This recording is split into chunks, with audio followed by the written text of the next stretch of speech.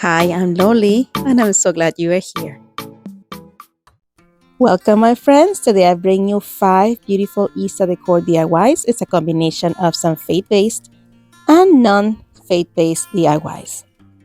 If you enjoy any of these projects, make sure that you subscribe, comment, share, and like. And here we go with the first inspiration. I'm using this grapevine wreath that I got from my local thrift shop. I'm just going to remove all the embellishments that it came with, and we are going to just use the wreath as the base to our project. And we are going to add in this bunny that I got from the plus section for $3 at Dollar Tree. We are going to remove that tag, and we are going to take some zip ties and attach this to our wreath form. I took a little skewer and I'm going to add 2 little holes on the fabric of the bottom of the bunny head, as you see right there, making sure that it's even. And I'm just circling my skewer there and holding it in place to make sure that hole stays in place. And then I'm going to feed my zip tie through there and making sure that the fastening section of the zip tie is towards the back of the bunny. That way this will be also in the back when I tighten it up.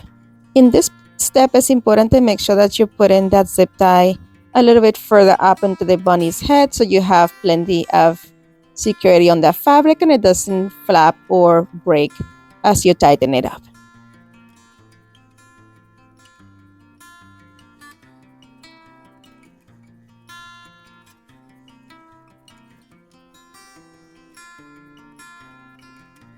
Now it's time to add some embellishments. So I'm going to use a variety of picks that I got from Dollar Tree, and I'm going to just, go ahead and cut them into individual little stems and place them around the entire grapevine wreath in different areas. I'm not adding any hot glue just to make sure that later on if I want to use this to something else. And also the vine wreath provides enough security for each one of these pieces to stay in place. I had 3 different varieties of this hanging berries from Dollar Tree. I'm using the pink, yellow, and purple.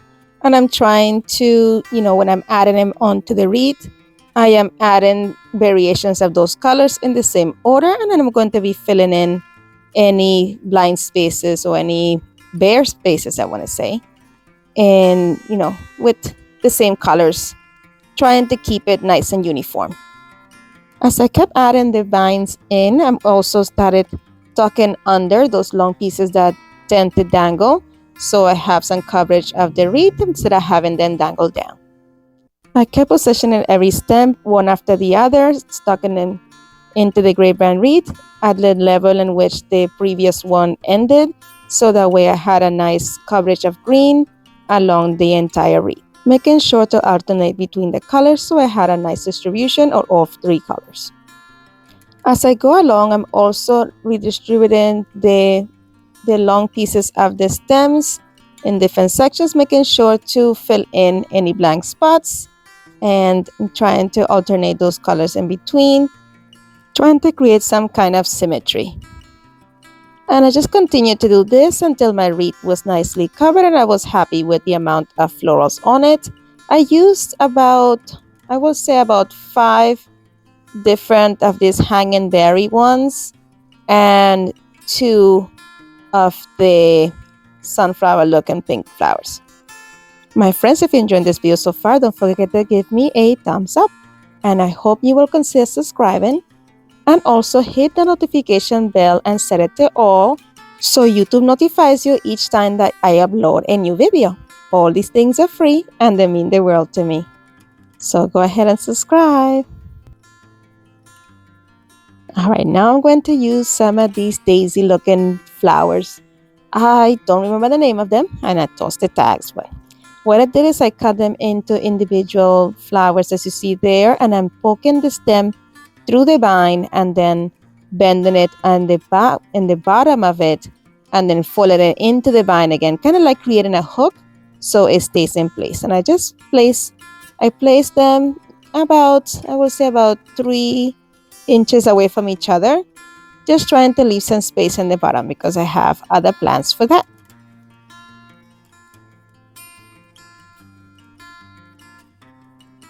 And this is how it was looking once I positioned all my flowers onto the wreath. but there was some places that still had a little bit of bald spots or areas in which you didn't see as much of the greenery. So this is here, I'm just coming in with some more of those hanging picks and just filling in the sections that need filling in.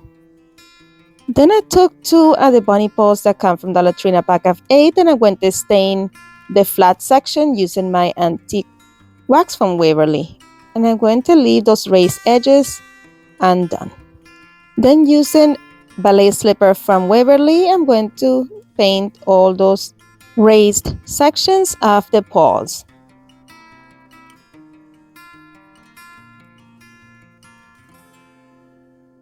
Now that the poles are dry, I'm going to go ahead and glue them to the bottom section of my bunny wreath.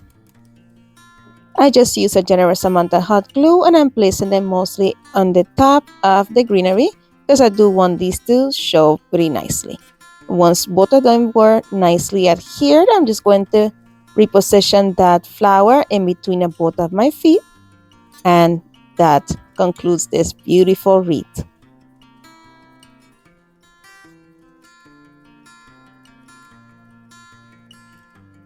Friends, this video is part of the Easter Around the World collaboration, and a number of talented creators got together and created this amazing playlist. It is so packed with inspiration. You are going to love it. So make sure that you head on over to my description box or to the comments and get onto that playlist. It is amazing.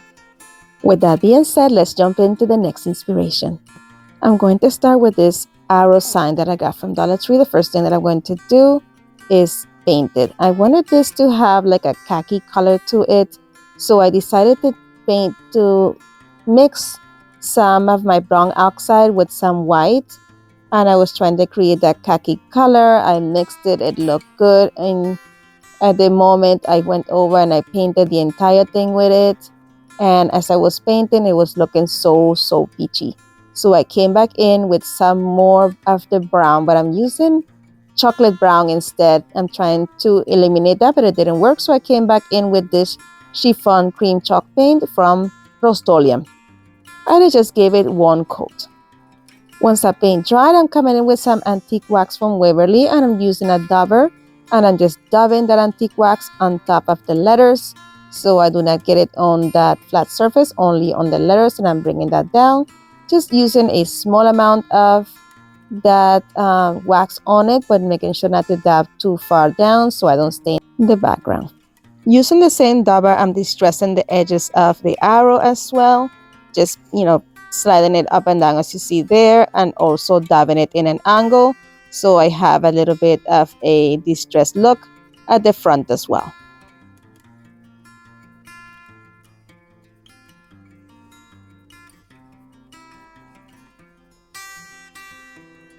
While that dried, I'm going to take this planter and I'm going to glue this block of floral foam to the bottom of it using some hot glue.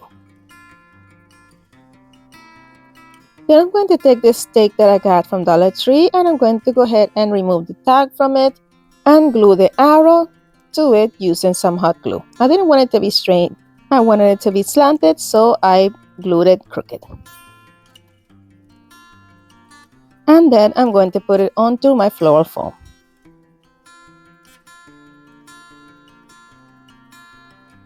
Then I took a variety of different picks from Dollar Tree. These are hydrangeas, and I love the color that they came in. So I'm just cutting them into individual stems and placing them in different areas of my floral foam, trying to put them in, that nice distance that I can put other flowers in between, and everything looks nice and cohesive.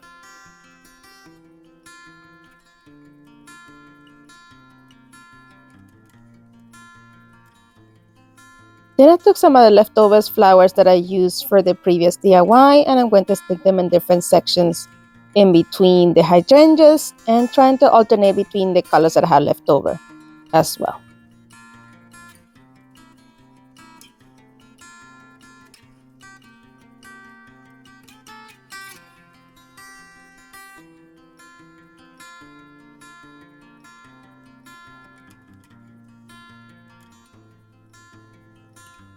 Then I took some more of these pink daisies, and I'm going to add them in between in all those areas that you see blank I'm going to just add them in there. I used a total of, I believe it was 1.5 picks of it. And this is looking so pretty so far, but I'm not done yet. I'm going to take some of this ribbon from Dollar Tree and glue it around the planter. Then I created a bow using the same ribbon, and I'm gluing this ribbon that came with the stake on top of that first bow that I created with the leftover ribbon. And this is going to be glued at the base of the bunny. And this concludes this DIY. You'll see it in just 1 second. It came out so cute. Let me know what you think. For our next inspiration, we want to be doing a faith-based wood round. I'm going to start with this wood round that I got from Dollar Tree, and I'm going to paint it with 2 coats of my Black & Decker paint and primer and plaster of Paris mixture. Once the paint dried, I'm going to take some Mod Podge and I'm going to completely cover the front of the wood round. If you enjoyed my channel and you're enjoying the DIYs I have showed you so far, please don't forget to leave me a like, comment, subscribe, and share, because sharing helps my channel grow and sharing is caring. So please let me know what you think by leaving me a comment, like, and share. Alright, once that Mod Podge was tacky, I'm placing down a piece of tissue paper that I got from a tissue pack of Dollar Tree. I'm trying to make sure that it is nice and wrinkle-free from the beginning, and I'm just going to rub it down different directions, trying to eliminate any wrinkles or folds.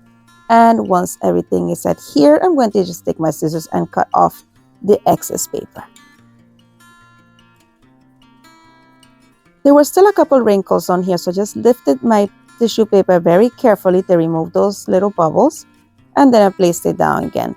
Then I took some parchment paper and I'm going to place it over my tissue paper, and using my heat press, I'm going to go ahead and completely adhere the tissue paper to the surface. What happens is that the heat reactivates the Mod Podge, allowing it to go ahead and adhere nicely to the paper. And of course, the iron also removed wrinkles, making this tissue paper look like it was always on the round. Then I took my nail file that I got from Dollar Tree, and I'm going to file down all the edges of the tissue paper. And I do that by only going in a downward motion to avoid any tearing or any lifting of the tissue.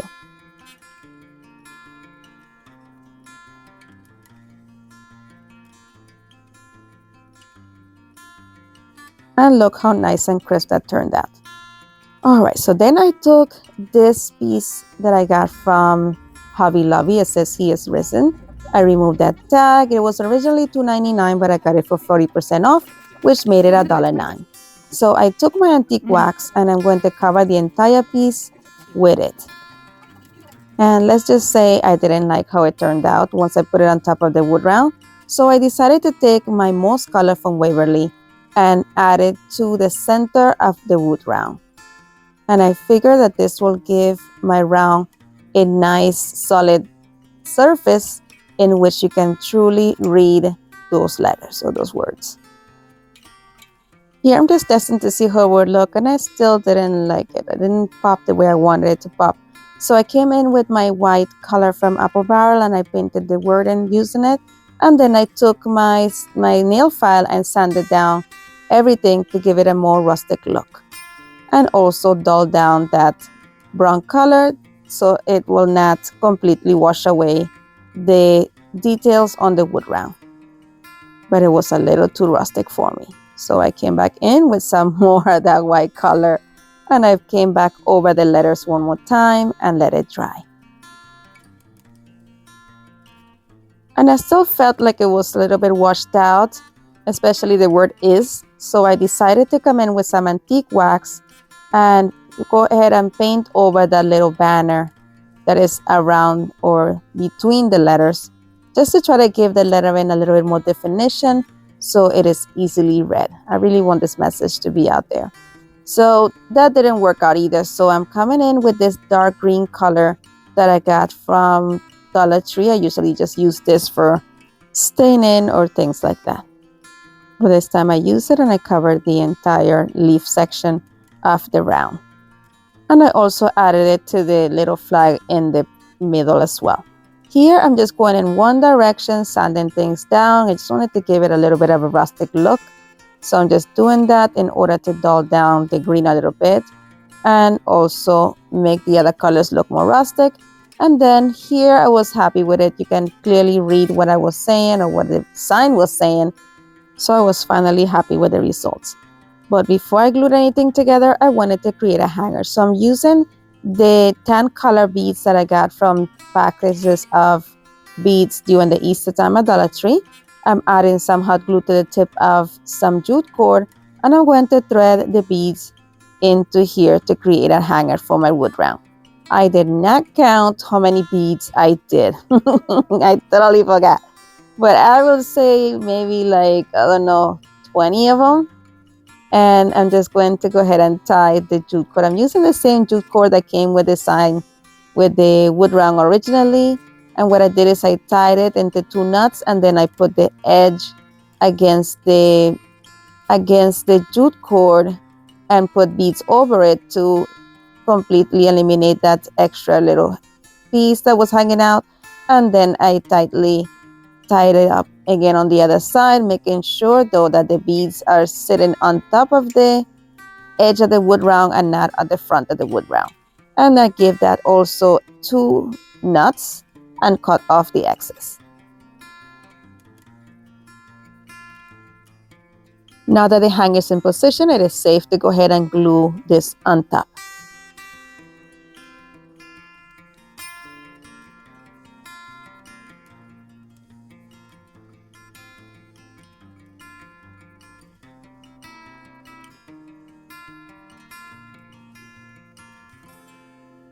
And I was liking how this was looking, but I need a little bit more. You know already, I'm not done yet.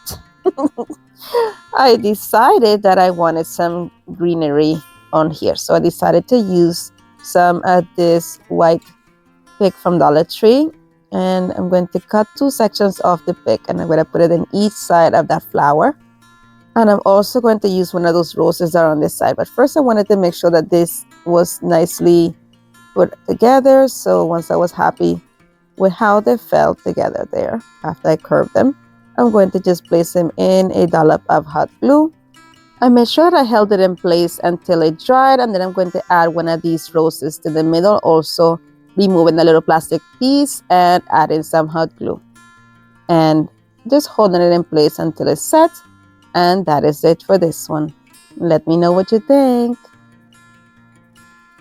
For this next inspiration, I'm going to be using one of these wooden crosses that I got from Dollar Tree. I'm painting it with 2 coats of my Black & Decker paint and primer and Plaster Paris mixture.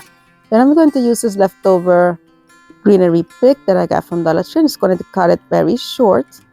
And then we're going to glue it to the very base of this cross. So just added a decent amount of hot glue to the bottom of the base of the cross, and then I'm going to press down this until it sets in place. And then I'm going to take some floral moss, actually Spanish moss from Dollar Tree, and I'm going to place it also at the base of this greenery just to cover up that hot glue. Then I took some of this ribbon from Dollar Tree. I love this purple color, and what I'm going to do is try to measure exactly how much I'm going to need to put over this cross. Once I'm happy with the amount, and I'm pretty sure that that's the amount I want, I'm just going to go ahead and cut that off. And I'm going to remove that napkin. Now I'm going to remove this ribbon from here, and I'm going to fold it together as you see right there, and then fold it in half longwards and cut up in an angle, and that create dovetails on both sides. Then I'm going to go ahead and drip it over my cross as you see right here, and using a little bit of hot glue, I'm going to tack both of those ends onto the cross.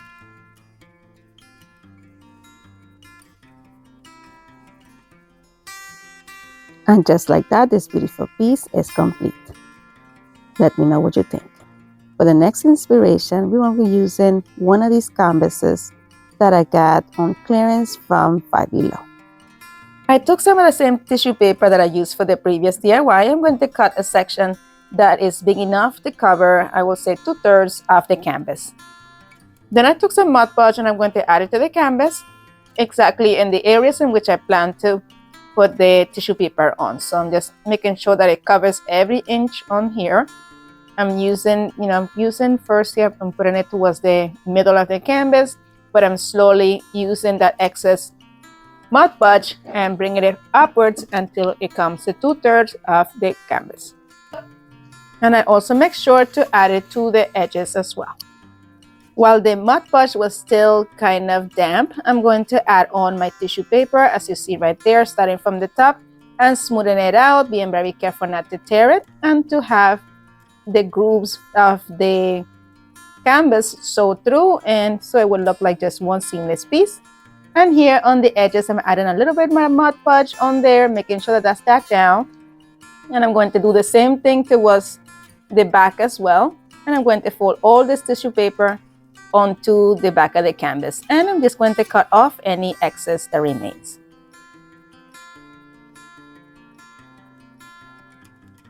Once this was completely down, I came back with some Mod Podge and I sealed the tissue paper in the front as well. And I also added some Mod Podge to the canvas as well.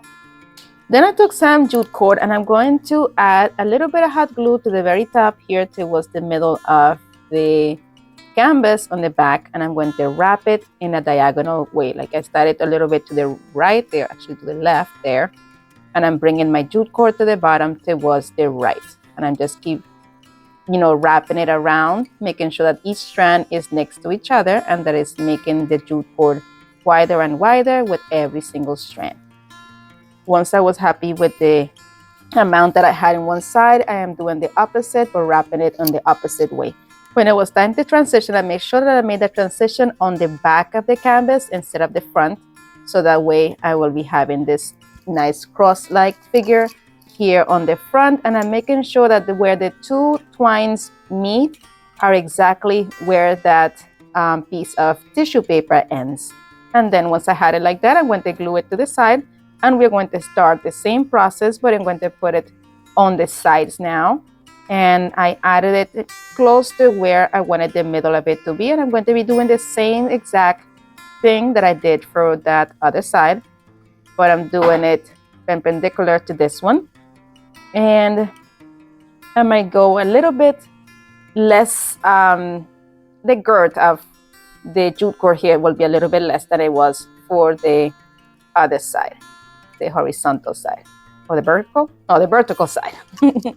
So here I'm doing my horizontal crisscross twine here, doing the same exact thing, trying to keep both sides pretty even and trying to have it look nice and neat by having the jute cord be next to the previous one until together they just form this beautiful cross.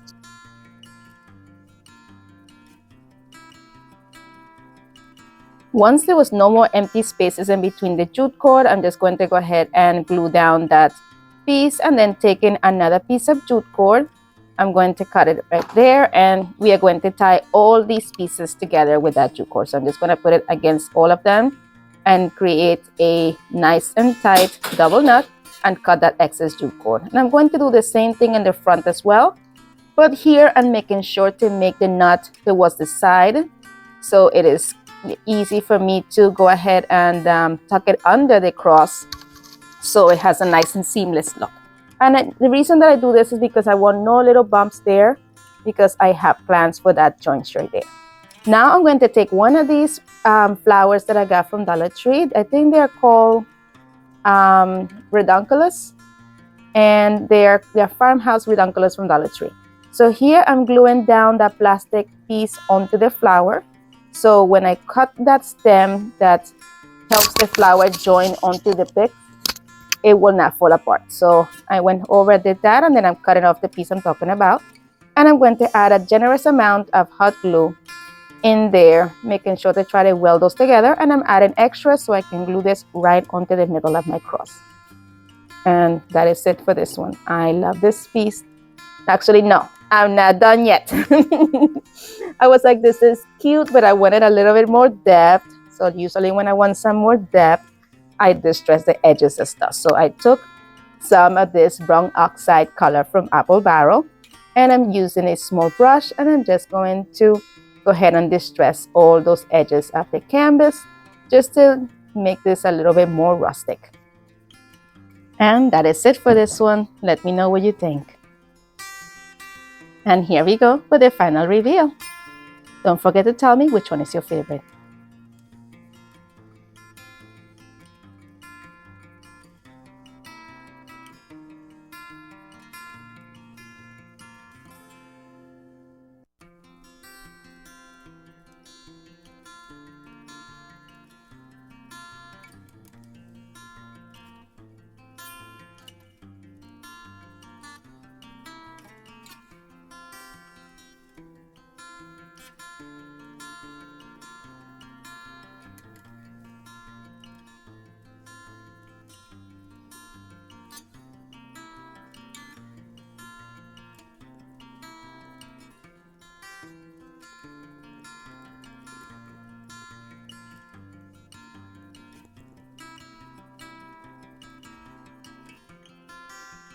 My friends, as always, thank you so much for watching. Be blessed, be a blessing, and craft responsibly. And if you would like to follow me on social media, here are my social media links. And don't forget to visit my friends in the playlist. And here are some suggestions that you are sure to enjoy. And you're more than welcome to binge away with this playlist as well. Thanks again so much for watching. You're amazing. Bye.